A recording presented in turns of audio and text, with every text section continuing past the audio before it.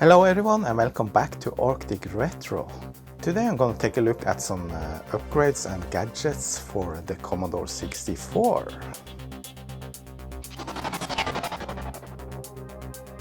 This is my golden Commodore 64, which I built myself in a video series a while back. You can take a look at that if you search my channel. And it was built by using a motherboard replica made by BWAC. And it's a very nice machine.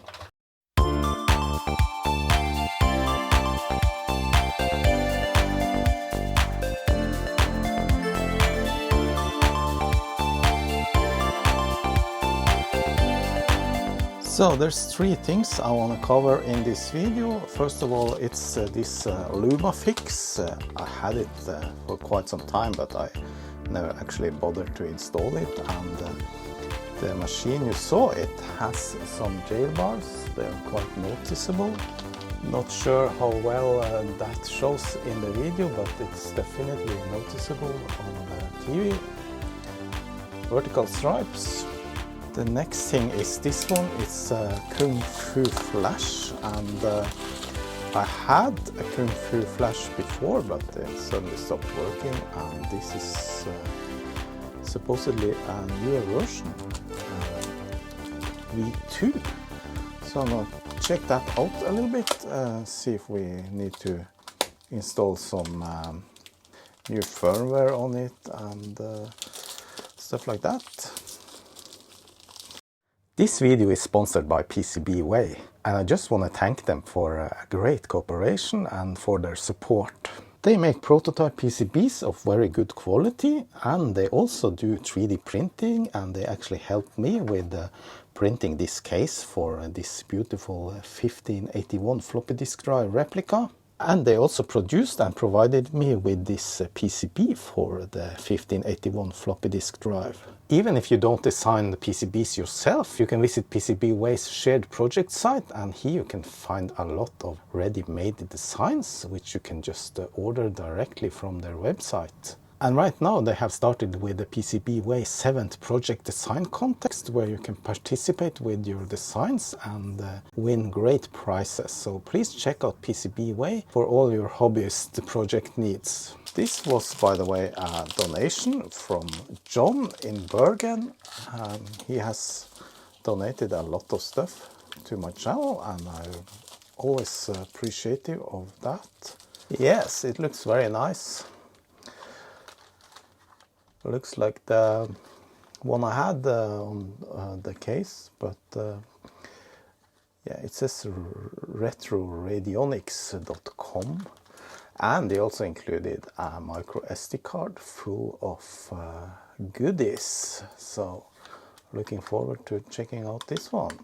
Finally, I'm going to take a look at this, and this is a new RF Modulator replacement gadget, let's call it that. It replaces the RF Modulator, gives you a better picture, and it actually does not produce RF anymore, but it produces composite video out. However, this one is capable of producing S-video directly from the machine, and it also has output for audio, 3.5mm connector.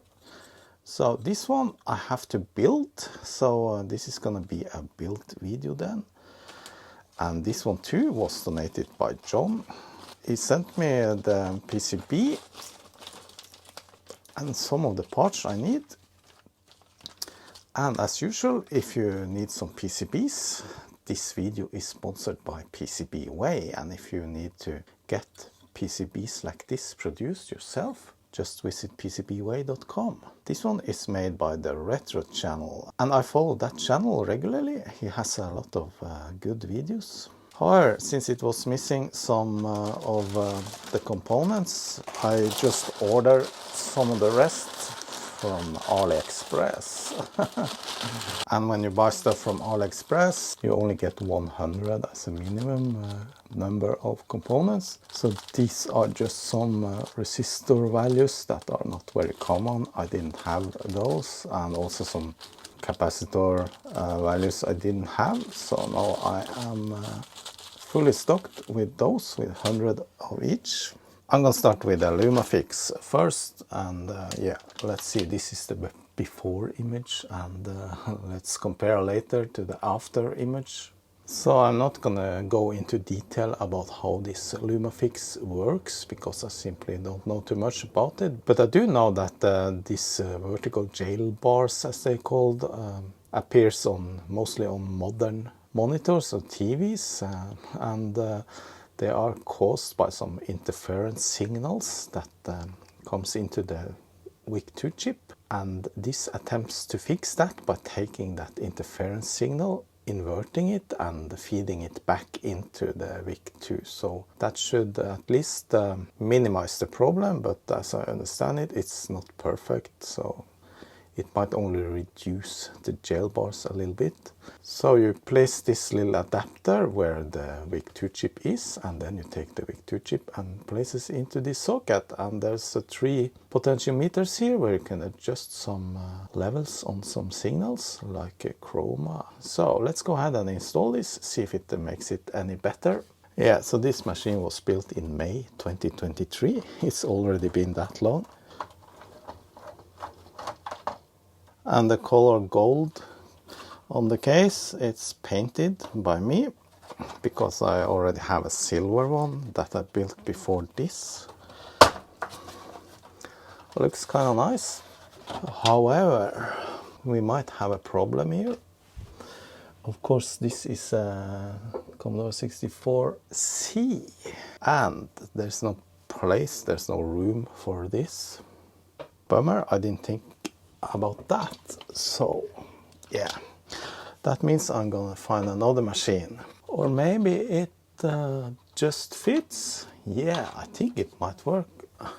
I'm gonna check. The problem is obviously the shield, and yeah, you actually need the shield because it has brackets for the keyboard, and it also provides cooling for the chips. And here you see it, the absolutely fantastic looking motherboard. It's golden. It says replica BVAC 2023, and it's the 25469 board. And also notice here I have 6510 clone CPU. The J CPU actually works very nice. J CPU 64. This machine also already got modern replacement for the RF modulator in place, as you can see. So this is the VIC-2 chip. Just gonna pull it out, see if this can fit. Since the VIC-2 is already in a socket, it already builds some height, and you have a chip there that takes some height. Yeah, that's okay. It went down. We don't really have to put the chip inside, because this one goes even higher. The potentiometers, let's see now, does this work? I mean, I have to bend up this heatsink thing. No, it doesn't work. It's too high. So either I use it in another machine, or what I'm thinking about is actually to cut away some of the metal here. I think I'll do that with a Dremel, but I'm not going to do that in this video. Now I'm just simply going to test if it actually has an effect. So I'm going to insert the chip, and then we see if it works or not. To test that, I don't even need to have the keyboard or anything connected. Yes. Oh my god. I'm not sure how well this is presenting on the camera, but I think that was really good. Really effective. Yeah, there's not much left of the jail bars. Maybe a little bit of jail bar here on the light side. But I mean, that was good. Let me try to adjust the potentiometers. Yeah, I think that even got better. Let me adjust the other potentiometer. Oh yes, now you see the jail bars, and then turn it back. Find a sweet spot there. There's 3 potentiometers to adjust. Oh, yeah, you need just a slight adjustment on the middle pot to get the jail bars back. Okay, I think this looks good. Trying some different colors here just to see if, yeah, on that color you can see a little bit of jail barring. On that sign there's nothing. So I guess it depends on what color you have. So now I'm adjusting with the red, which had a little bit of jail bars, and yeah. Now they're almost gone. Yes, I'm pretty pleased with that.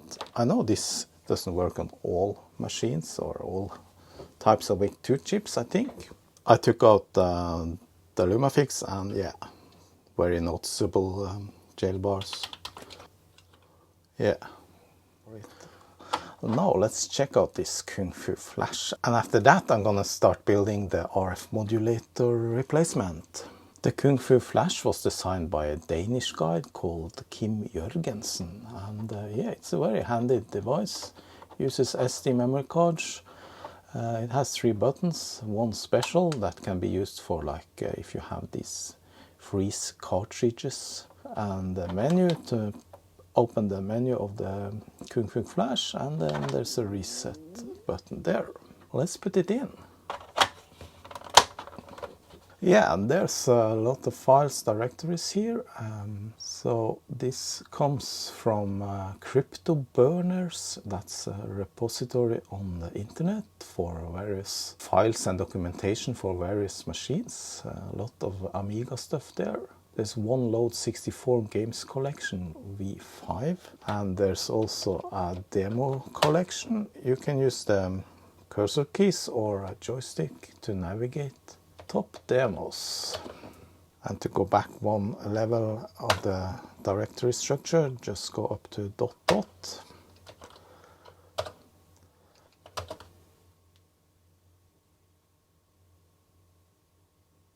Yeah, this one seems to work.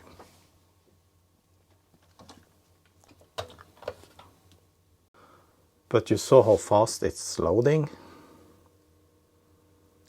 There's no wait time for the floppy disk images. So this is a SID collection.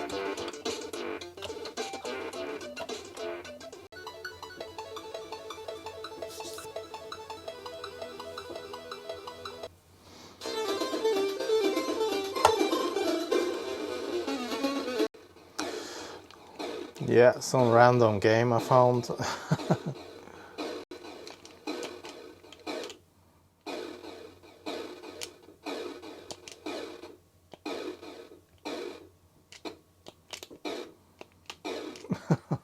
Oh, so many fun games on the Commodore 64. The Easy Flash supports disk images, but it also supports CRT files, that's cartridge dumps. Oh, this is a nice game.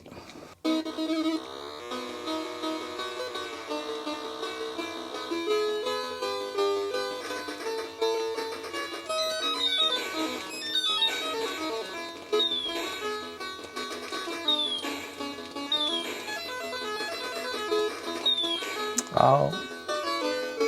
Yeah, so this SD card, it contains everything. So I think I need to take a further look at it on my computer to read documentation and stuff like that. Adrian Black C64 tools. Yeah, that's cool. So now it can operate in Adrian Black mode. Yes. Yeah, here's all the diagnostic stuff and things like that. So it's kind of a sub. This is the Easy Flash image that's actually not the same as the Kung Fu Flash, but the Kung Fu Flash can run Easy Flash collections. So yeah, this is what that is. You can obviously take this Easy Flash image and use it onto a Easy Flash cartridge instead if you want only this. So you can actually run the C64 diagnostics cartridge directly if you want to. You don't need a separate cartridge for that. So the thing is, if you load a cartridge file like this, it actually programs the flash with that cartridge files and then it runs it.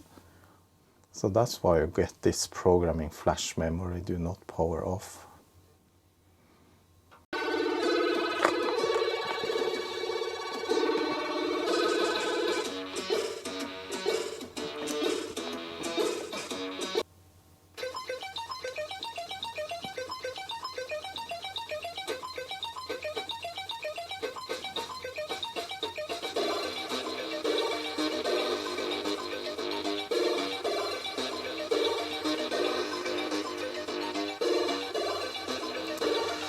Amazing what they managed to do on the simple Commodore 64 machine. Alright, I'm not going to run anything more from this cartridge. I'll just show you the settings page, and it actually has a C128 mode. You can go to basic with the cartridge active, you can kill and you can reset. You can also search for titles on your SD card. If you have a D64 file, you just hit shift return and then you can mount it, and then you go into basic, and now you should have that image into your machine as floppy disk drive 8. Yes, so that's a handy tool if you have D64 files and you don't want to run them directly but instead use them from basic. Alright, so that was some of the features of this cartridge. It seems to be working perfectly, the one I had from before. I had a lot of problems with it.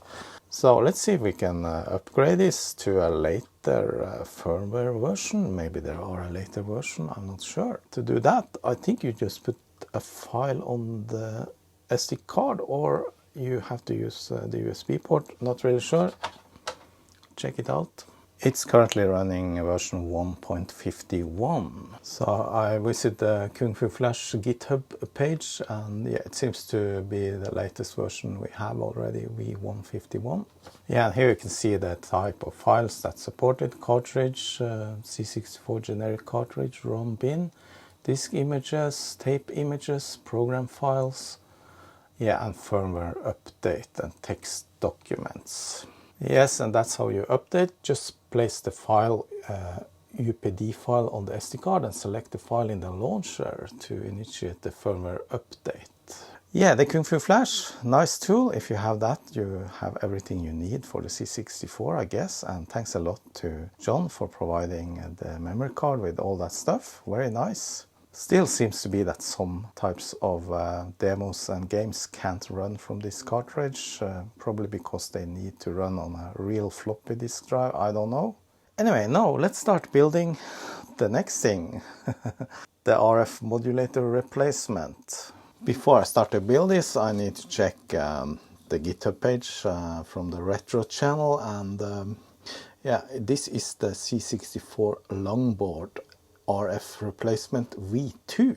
So I need to get the bill of materials and find out what the different components are and where they go. However, this PCB is clearly marked, so every component has a label and a value. This is a resistor 330, I guess it's 330 ohms. If you have a shortboard Commodore 64, you should not use this. There's another PCB for the shortboard variants. And definitely you should check out the retro channel on YouTube. It's a very nice channel. Yeah, on the GitHub page you find the bill of materials, the BOM, and I already downloaded it. So yeah, it's here in an Excel sheet. Hopefully I have everything I need.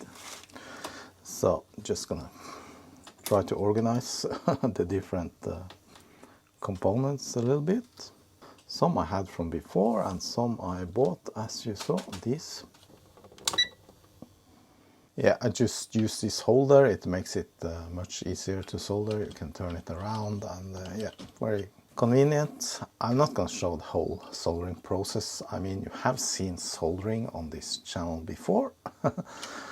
I just start with some components, and if anything special happens, then I'll come in with some more video about that. Start with some capacitors. Bend the legs a little bit, then a little bit of soldering.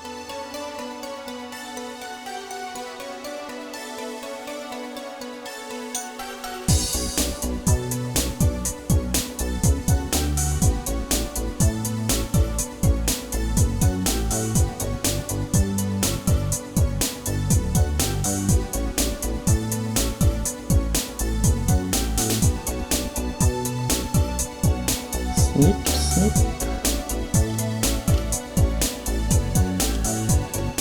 Yeah, then I'll solder in the resistors. I'm not going to show you that, and then I'll be back. Then we have some transistors. There's 3 transistors and they're all the same value. It's a 2 and 2, 2, 2, 2.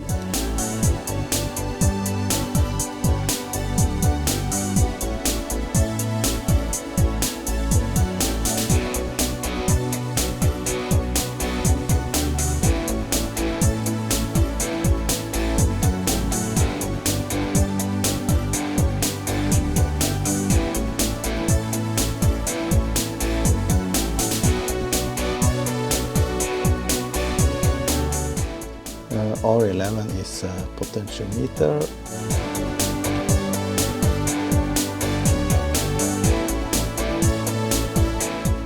Oh, I made a mistake.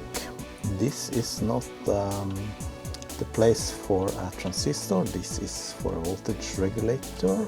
It says U1 on the marking, and this one has to be moved over there. That's what happens when you don't pay attention.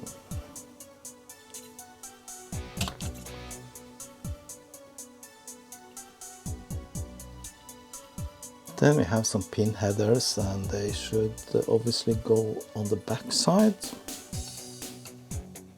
and they need to be straight.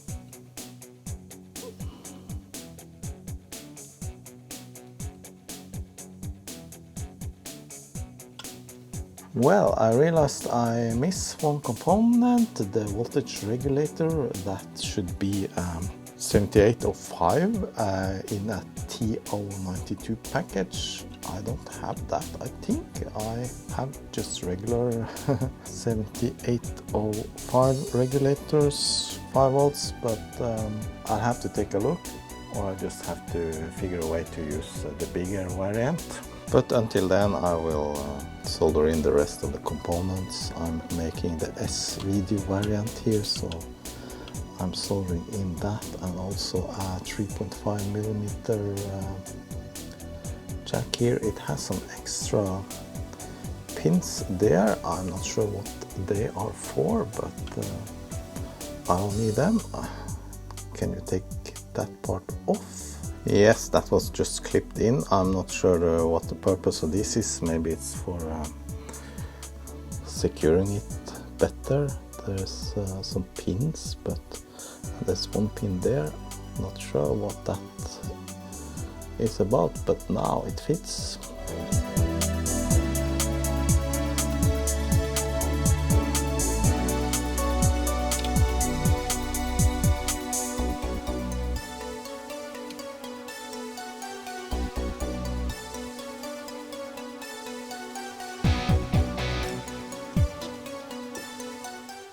And finally the switch.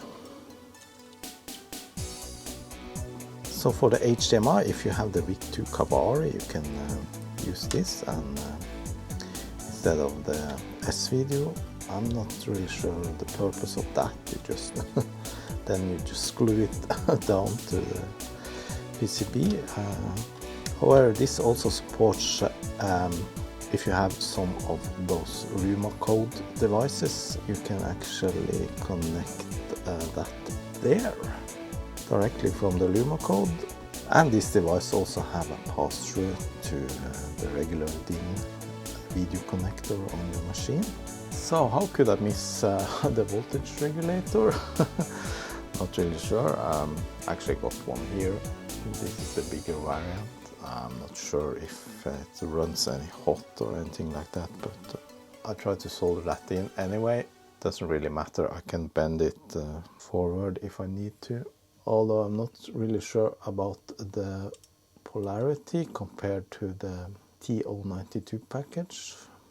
I just checked the pinouts and it is actually different. You need to turn it this way. I'll just do this temporarily. I'll find the correct component eventually, sometime later.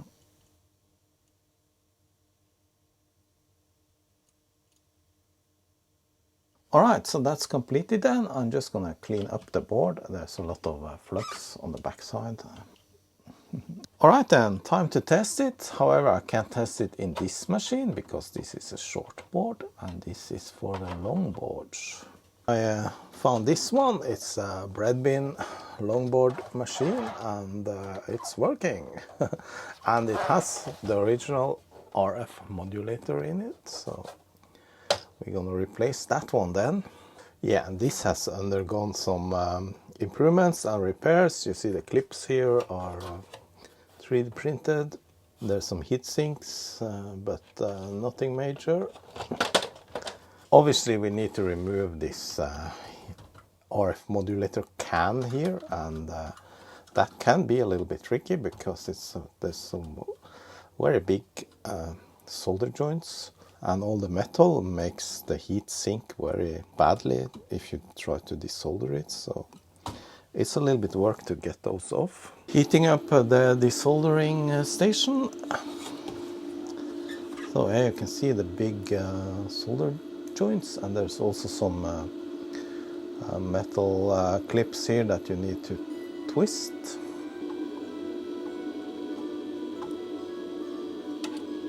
If you don't have a desoldering station, you can use a desolder braid like this, just to suck up the solder. So there's 1, 2, 3. Yeah, this one is not soldered. So the actual pin here is too thick for my tip here, but I'm just heating it up from the side. Yeah, that went smooth.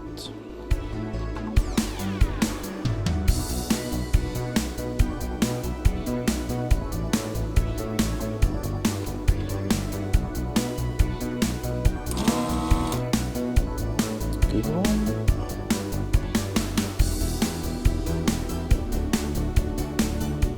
Just heating the actual pin first, and then I suck away the solder around it.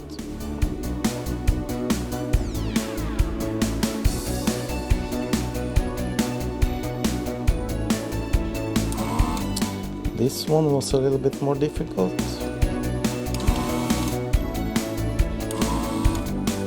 Then we have the 8 pins for the signals. They should be easy.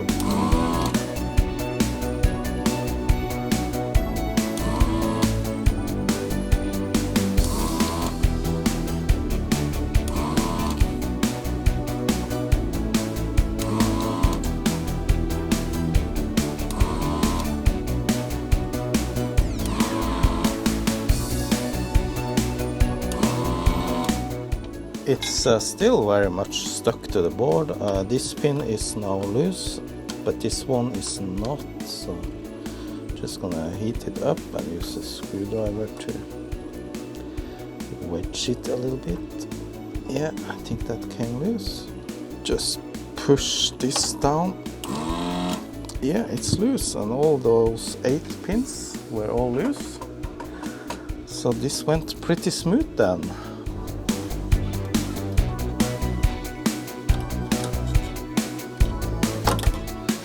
Yeah, it's out.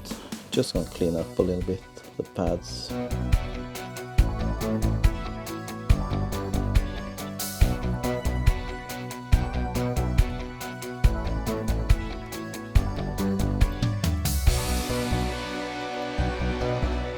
So now the new module goes into here with the the 8 pins into the holes. Yeah, and it fits, but obviously I don't want to solder it in. I want to be able to remove it easily if I want to use it on another machine or something. So I'm going to solder in some contacts there that the pins can go into instead. Well, those contacts were for making cables, so I can't really use them, and I simply don't have any of those pin header contacts. I thought I had the kit, but I don't, so I simply need to solder it in then, but I need some pads underneath it so nothing gets shorted. Yeah, I have some really thick silicone tape here, but it also has to do with the position of this S-video contact, so I just hope this will be correctly aligned. If not, I need to use more or less. I'm going to test in the machine, see if it aligns.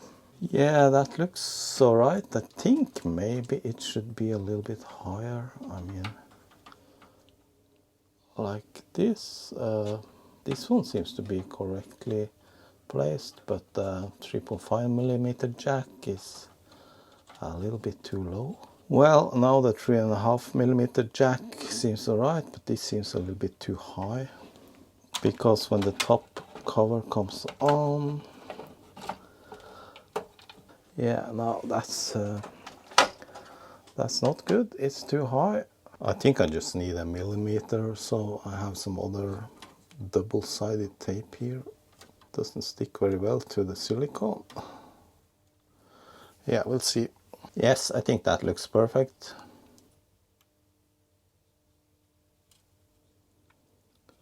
I just solder one pin first and then I push it up from the back because it fell down a little bit.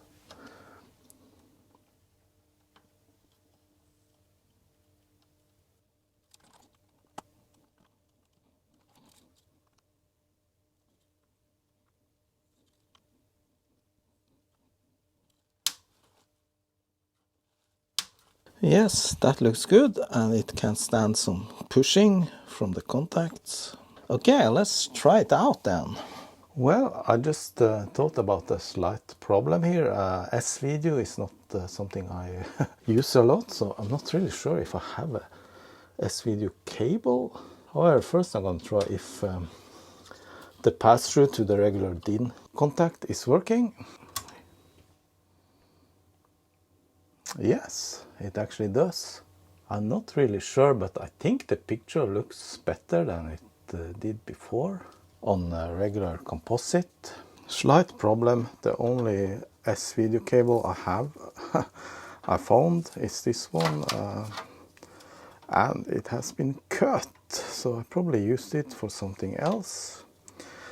Electronics shops are closed now, so but I really want to finish this video now today, so I'm just gonna splice the wires.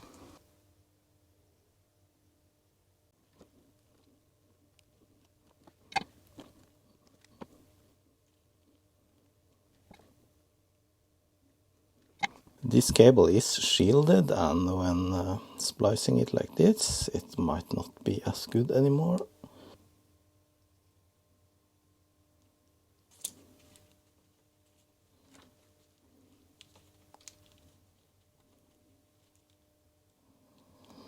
Yeah, that one was just too short, but yeah, just do like this, crimp.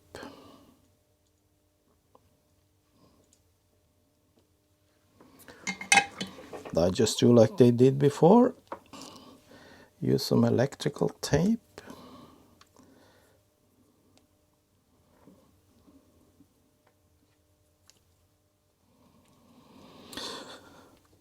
Alright, we have a cable. Let's try it. No, my TV doesn't have an S-video input, but I have this SCART converter, which I'm always using, and it has a S-video input there. I don't know if this will affect the actual quality of the video signal, but we'll see. Yeah, that fits good. Ooh, that doesn't look good. Yes, there are some problems here. Let me check the connections. Everything is plugged in good. No, that's definitely not right. You see there's some red bleeding. It might be due to the cable, I'm not sure. Yeah, if I turn off and on again, when it starts up, there's... oh, no, it misses some colors. Yeah, so definitely something's wrong. I don't know if it's the cable. I tried to adjust the potmeter and yeah, it didn't have an effect at all. I'm gonna check every component, see if I did everything correct. Or not so fast. Look at this. I don't know, I think maybe it's some grounding issue or something. I just inserted the video cable from the DIN contact into the same SCART connector. The SCART connector has the S-video input. Not really sure what it's using when you have both. If I pull that out, it's back to that.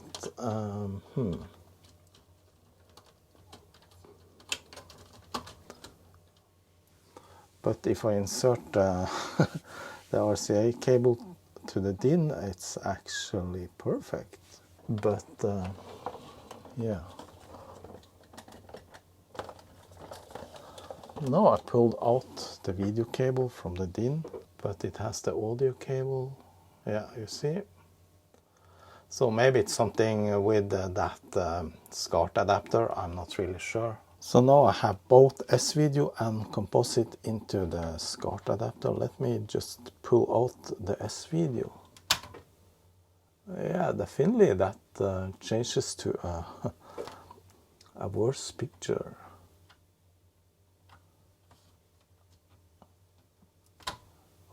And darker. So it is using S-video now. At least that's my theory. I hooked up one of my TVs. This is a small CRT TV and it actually has a SCART input. So I connected that to the S-video and it looks kind of good. Sorry about that flickering. Yeah, now it looks better. Yeah, and it's a very clear picture. I mean, for a CRT TV, this looks very nice. So definitely there's nothing wrong with the RF Modulator replacement board. Just a cable issue or monitor issue here or a SCART converter issue, I'm not sure, but I think this looks very good. So that was a little bit of an improvement and modernization of the Commodore 64. I hope you enjoyed it, and I just want to say thanks for watching and special thanks to my patrons and members. See you next time. Bye bye.